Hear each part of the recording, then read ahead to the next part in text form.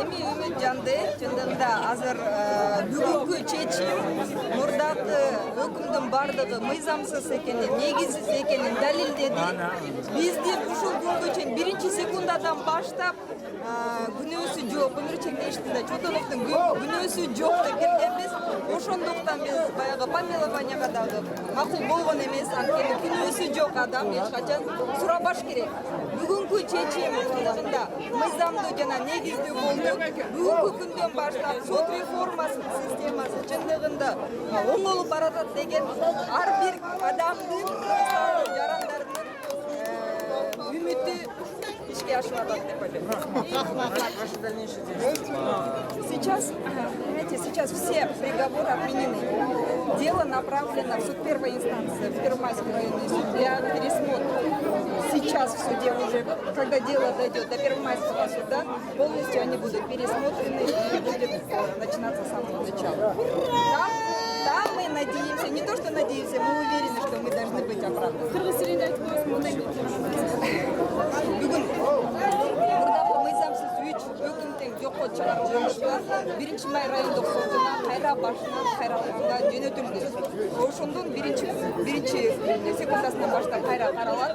Анан биз мурдагыдай эле айтып келгендей сөзсүз түрдө акталат деген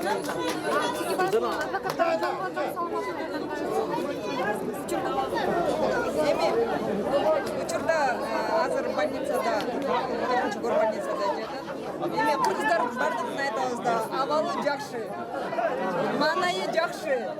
Эми жаман деп айтканга кыргыз элинде мүмкүнчүлүк болду. Алай бүгүн жаңы ачылган жагдайлар боюнча каралды да. Токтоп өткөнүз кандай жагдайлар? Жагдай чынында биз 5 жагдай менен кайрылганбыз. Эми аны бир сөз менен эле айтса болот.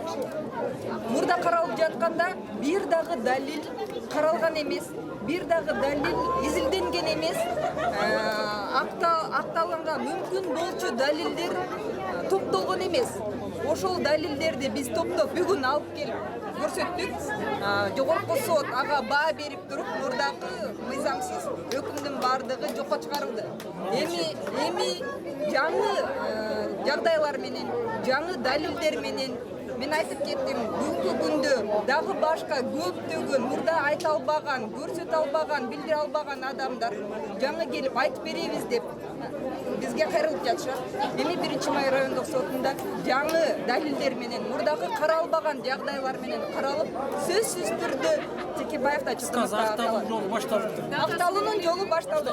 Бүгүнкү күндөн баштап соттолду деген өкүм жок. Башкоруу чарасы. Башкоруу чарасы 1-май райондук сотунда.